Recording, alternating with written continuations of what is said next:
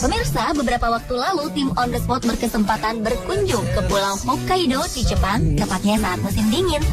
Tebalnya salju dan suhu yang mencapai minus 10 derajat Celcius memang sempat membuat kami kesulitan. Tapi perjalanan ini tetap menyenangkan karena pulau yang beribu kotakan Sapporo ini menyimpan banyak keistimewaan. Pemirsa, inilah Hokkaido. Di pulau tempat asal suku Ainu ini berada, saya sempat mencoba olahraga ski. Untuk orang Indonesia atau yang belum pernah mencoba ski, olahraga ini memang tidak mudah. Tapi sangat sayang jika tidak dicoba, karena memiliki tantangan tersendiri. Ini buktinya. Suasana sih boleh musim dingin, tapi saya tetap berkeringat saat bermain ski. Lalu saya sempat ke desa es atau Ice Village. Di sana ada bar yang semuanya terbuat dari es. Kemudian ada juga kapel yang kabarnya menjadi tempat favorit banyak pasangan untuk melamar kekasihnya. Lalu saya juga sempat mengabadikan salju di Ice Labo untuk menjadi kenang-kenangan atau sebagai souvenir. Nah, sekarang saya ke Sapporo. Saya mau mengajak pemirsa ke kebun binatang Maruyama. Jika Anda pikir ini kebun binatang seperti di Indonesia, oh tunggu dulu. Karena koleksi hewan di sini berbeda dengan koleksi hewan di kebun binatang negara tropis seperti Indonesia. Lihatlah, kera Jepang yang satu ini. Monyet ini sering disebut monyet salju karena hidup di tengah kawasan bersalju. Dibandingkan spesies lain dari genus Macaca, monyet Jepang memiliki ekor yang sangat pendek, hanya sekitar 10 cm. Kulit wajah dan bokongnya berwarna merah, sementara kulit kaki dan tangan berwarna hitam. Selain manusia, monyet Jepang adalah primata satu-satunya yang hidup di belahan bumi paling utara dengan suhu sangat dingin. Selain rakun, monyet yang biasanya berendam di pemandian air panas untuk menghangatkan diri ini ternyata merupakan hewan yang mencuci makanannya sebelum makan. Unik ya? Selesai melihat monyet salju, saya tertarik melihat hewan khas benua paling utara bumi, yaitu beruang. Beruang kutub adalah perenang yang handal karena dapat berenang sejauh hampir 100 km tanpa berhenti. Di habitat aslinya, jika musim panas datang, terutama pada bulan Mei sampai Juni, bulu-bulu beruang yang tebal mulai rontok. Hal itu untuk menjaga suhu tubuh tetap stabil. Perhatikanlah, tingkahnya sangat menggemaskan, bukan? Tapi sayang, akibat es di bumi semakin mencair karena pemanasan global, populasi beruang kutub kini terancam punah. Selanjutnya saya melihat ke kandang domba. Mungkin domba adalah hewan biasa di Indonesia, tapi domba di Hokkaido ini jarang di Indonesia. Bulunya sangat tebal. Ketika memegangnya saja, saya seperti tidak menemukan kulitnya, saking tebalnya bulu.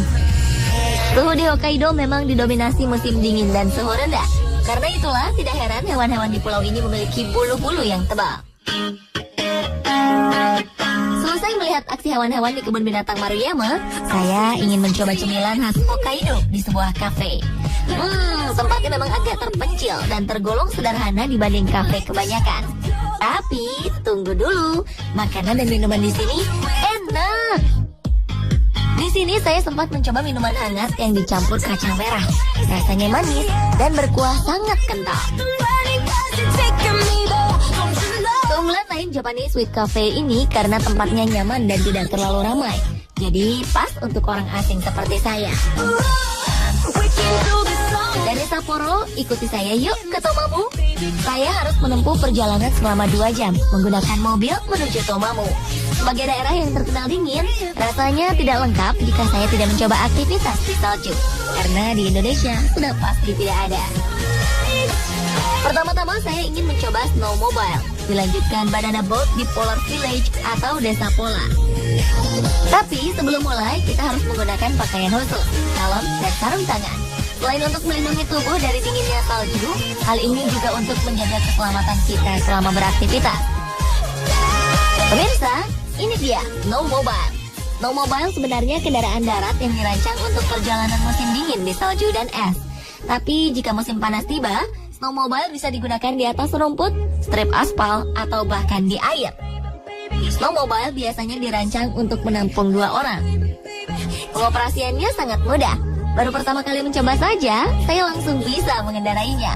Wah, seru loh berkeliling padang salju di Tomamu sambil mengendarai snowmobile. Apalagi jika kita bersnowmobile dengan teman-teman. Dan dari padang salju ini, saya juga dapat melihat Gunung Tomamu.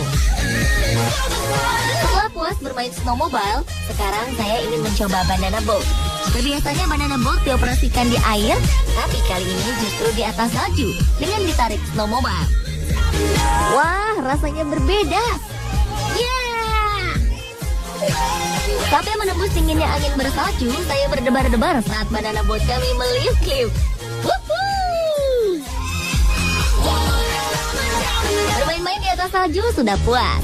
Sekarang saya ingin mencoba makanan khas Jepang, yaitu sushi dan lainnya yang terletak di kota Otare, kota pelabuhan di Hokkaido. Dari Sapporo saya naik kereta atau yang di Jepang dikenal dengan nama JR, Japan Railways. Stasiun Sapporo nyaman, bersih dan sangat teratur. Setelah membeli tiket, saya menunggu kereta tiba yang kemudian datang tepat waktu.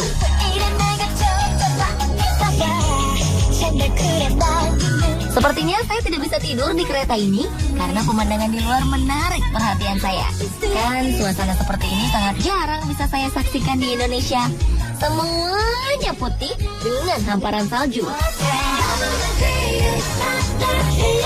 Waktu perjalanan dari Sapporo ke Otare sekitar 1 jam.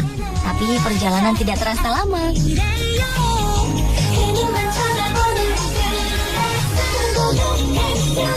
Dan inilah Otare. Yuk ikuti saya mencoba makanan khas Jepang di sini. Di Jakarta dan di banyak kota di Indonesia, mungkin makanan Jepang bertaburan. Tapi tentu berbeda dong saat kita makan makanan Jepang langsung di negara asalnya. Keunikan dari Sushi Go Round ini, pengunjung bisa melakukan pelayanan sendiri. Kita dapat langsung mengambil makanan yang diinginkan dari meja yang berputar berkeliling. Selain itu, chefnya pun akan membuat makanan seperti sushi di hadapan pengunjung. Jadi, sambil makan, kita juga dapat hiburan dengan menonton kelihayan chef membuat sushi.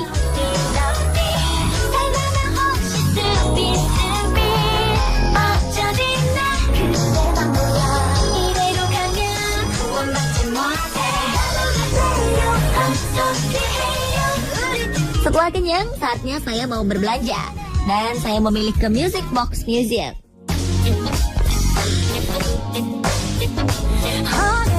Jika Anda mengira Music Box Museum adalah hanya tempat koleksi musik tua, Anda salah. Karena di sini dijual berbagai kotak musik yang kemasannya sangat cantik dan menarik. Dari yang antik sampai yang modern. Wah, saya sampai bingung mau membeli yang mana. Ada kotak musik berbentuk karusel, figura, boneka, mobil antik, dan yang terbuat dari kayu hingga logam. Semuanya bisa menghasilkan bunyi. Bahkan kita bisa juga memilih merangkai sendiri kotak musik apa yang ingin kita padukan dengan kemasannya. Ini bisa jadi pilihan oleh-oleh. Soal harga, yang termurah sekitar 130 ribuan rupiah. Sementara yang termahal, ada yang mencapai sekitar hampir 75 juta rupiah. Wow! Letak mahalnya biasa karena kotak musik itu terbuat dari kayu tertentu atau karena bisa memainkan banyak not, tidak seperti kotak musik kebanyakan. Lalu ada juga kotak musik yang bisa memainkan lagu dari memory card serta yang dibuat di Jepang maupun di luar Jepang. Saya jadi seperti di negeri dongeng, banyak mainan dan musik anak-anak.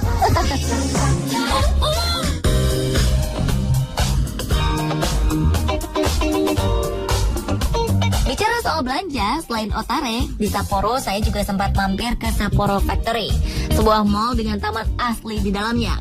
Wah, ini unik. Di Indonesia sepertinya tidak ada yang seperti ini. Yang menarik dari mall ini adalah atapnya yang berbentuk seperti kubah kaca. Sepertinya kondisi ini dibuat selain sebagai karya seni, juga untuk mempermudah proses fotosintesis untuk tanaman-tanaman yang ada. Soal apa saja yang dijual memang beragam, tapi ada 2 toko yang menarik perhatian saya. Pertama, ada toko satu harga.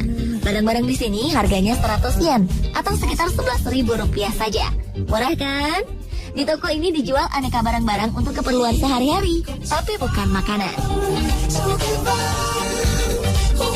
Lalu di mall ini juga ada sebuah toko yang menjual barang-barang, terutama perhiasan yang dibuat dengan tangan oleh banyak seniman. Ada aneka bentuk kalung, anting atau gelang, dompet, serta tas yang kesemuanya sangat perempuan. Semuanya menarik, tapi harganya rata-rata kisaran di atas Rp200.000.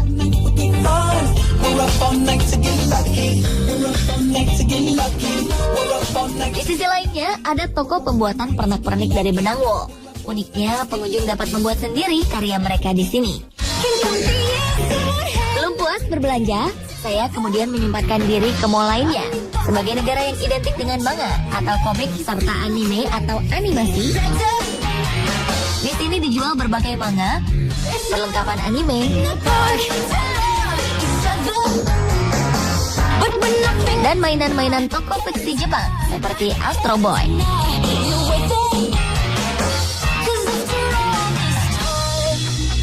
Lalu ini yang spesial untuk para penggila komik Jepang. Di sini dijual beraneka ragam buku-buku komik dari komik bekas hingga yang terbaru. Bahkan ada yang berusia sudah hampir 40 tahun. Masih di mall yang sama, saya pun penasaran dengan spot lainnya. Yuk kita ke tempat bermain, tapi ini bukan untuk anak-anak. Perhatikan saja, di sini saya tidak melihat satu orang pun anak yang bermain game, tetapi justru remaja hingga orang dewasa.